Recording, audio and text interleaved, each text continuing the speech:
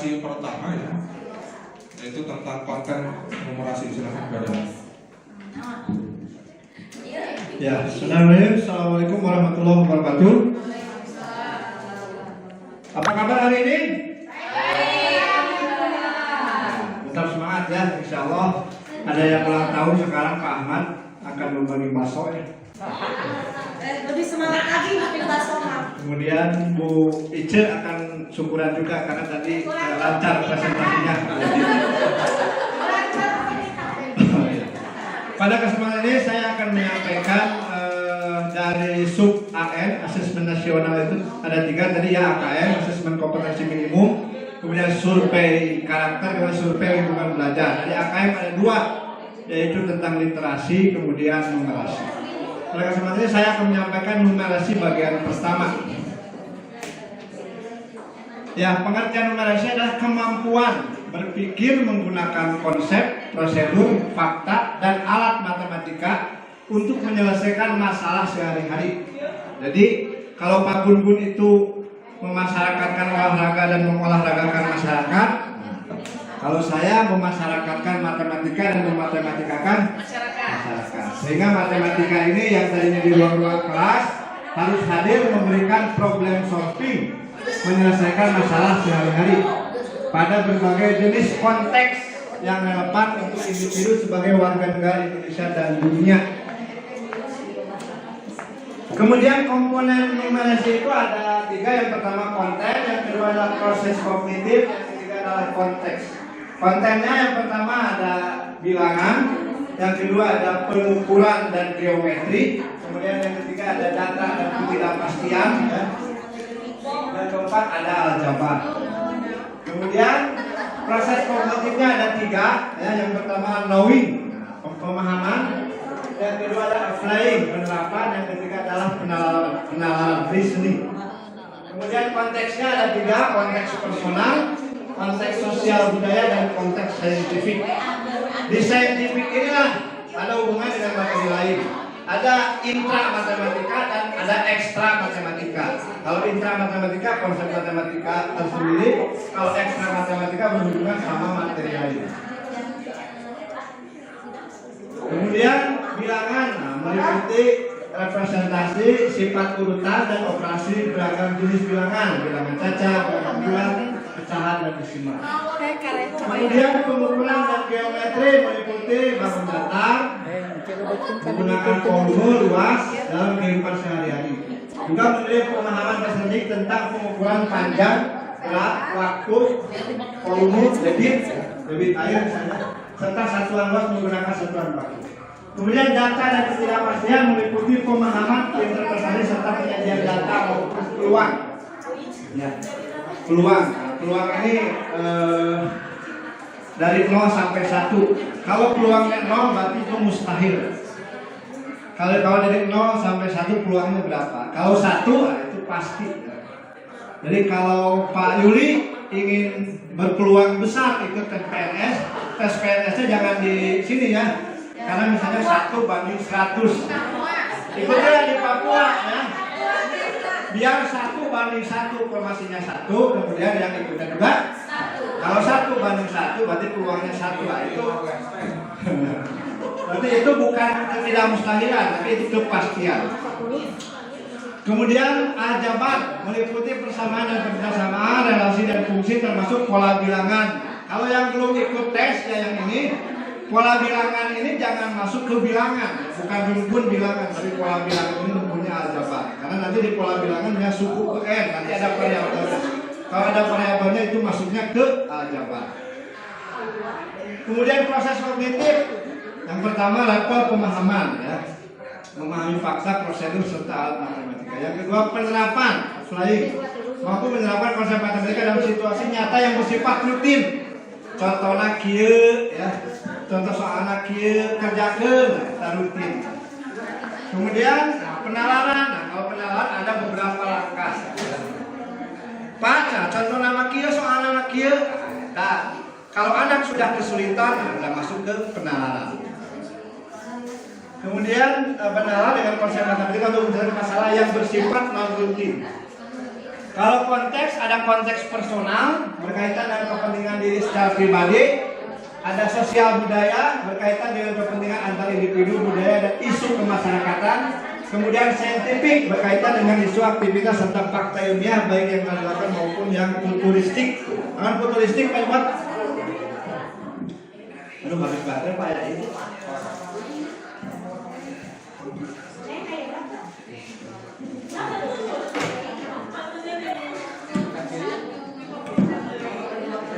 Ya, konteks AKM numerasi, konteks yang luas sangat penting digunakan pada AKM numerasi sehingga peserta didik dapat mengenali peran matematika dalam kehidupan sehari-hari. Pemilihan strategi dan penggunaan konsep, prosedur, fakta dalam matematika untuk menjelaskan kejadian, menyelesaikan masalah atau mengambil keputusan sangat tergantung pada konteks di mana ini kejadian atau masalah tersebut, apakah konteks pribadi tadi ya, kemudian sosial budaya, kemudian konteks saintifik. Kemudian personal, berfokus pada aktivitas seseorang, keluarga atau kelompoknya. Contohnya misalnya persiapan makanan. Ya. Bu Ice, erek ngadamel bolu, sabara gram gulana, sabara butir endognya. Nah, itu sudah berhubungan sama matematika. Ya. Kemudian belanja. Kemudian permainan, kesehatan pribadi, transportasi pribadi, olahraga dan keuangan pribadi. Ya. Mulai dikasih artos kucaroke sabulan 5 juta, cara ngaturnya kumaha katanya. Biaya makan anak, biaya pendidikan, biaya shopping. Ya. Kemudian dengan konteks ini diharapkan peserta dapat mengenal peran matematika dalam kehidupan pribadi mereka. Misalnya menghitung persentase pendapatan pribadi dalam setahun yang terbuang karena tidak menghabiskan makanan. Bisa yang makanan di kulkas berubah hanya setahun sampai tahun. Contoh konteks personal. Nah, Pak Hendra akan membeli pizza. Menawarkan pizza dengan 2 macam topping dasar, yaitu keju dan tomat. Kemudian pelanggan juga dapat memesan pizza dengan tambahan ekstra topping. Tambahannya apakah mau daging, jamur, salami atau zaitun. Kemudian Pak Hendra ingin memesan pizza dengan 2 macam topping yang berbeda. Berapa banyak pilihan kombinasi? Ini kombinasi, bukan permutasi. Kalau permutasi memperhatikan tempat atau urutan, kalau kombinasi tidak memperhatikan tempat atau urutan. Nah, nanti bisa keju daging, 2 macam topping yang berbeda. Kemudian bisa keju jamur, keju salami, keju atau yang dasarnya tomat. Berarti tomat daging, tomat jamur, tomat salami atau tomat keju. Sederhana. Kemudian konteks sosial budaya ini untuk pemungutan suara, itu ya. Quick count itu mungkin statistika itu dalam konteks sosial budaya. Kemudian transportasi publik, pemerintah, kebijakan publik, demografi, periklanan, statistik, ekonomi nasional. Ya. Ini contoh konteks sosial budaya. Seorang reporter berita menunjukkan grafik dan menyampaikan bahwa grafik menunjukkan bahwa terdapat peningkatan kriminalitas pesat dari tahun 98 ke 99. Belum. Nah, ini grafiknya tahun 98 sekitar 508, tahun 99 sekitar 515. Berarti berapa kenaikannya? Berapa 7 ya? Dari 98 ke 99 terjadi kenaikan 7 tingkat kriminalitas. Itu sosial budaya. Kalau untuk saintifik ya bisa meliputi iklim, ekologi, ilmu medis, obat-obatan, ilmu ruang angkasa, genetika, pengukuran dan keilmuan matematika itu sendiri. Kalau keilmuan matematika disebutnya intra matematik, kalau hubungan dengan luar matematika namanya ekstra matematika. Konteks yang terkait dengan keilmuan matematika disebut konteks intra matematik, sedangkan yang terkait dengan keilmuan lain disebut ekstra matematik. Misal menghitung volume bangun ruang termasuk intra matematik. Silakan menghitung waktu paruh jam radioaktif ya. Buat IPA ya. Termasuk ekstra matematika. Kemudian konteks intra matematika ini rumah ya. Berbentuk apa ini? Bu? Piramid. Yang ditanyakan adalah luas lantai. Ya, ini 12 kali 12, nah, gampang lah bujur sangkarnya 144 meter persegi. Panjang EF itu yang tengahnya, di mana E-nya itu membagi dua antara A dengan T, ya. Kuan F itu membagi dua antara B dengan T. Jadi yang semua rusuknya 12, alasnya 12, ya. Kemudian yang apa miringnya juga hipotenusa itu 12. Bagaimana EF panjangnya berapa? Ini secara sederhana sangat mudah ya. Kalau menggunakan teori kesebangunan bisa. Ini 12. Kalau dibagi 2 berarti kan 6 berapa yang EF? Nah, pasti 6. Sederhana. Kalau menggunakan kesebangunan ya dibandingkan sisi-sisi yang bersesuaian. EF dengan AB berarti EF per 12 gitu kan.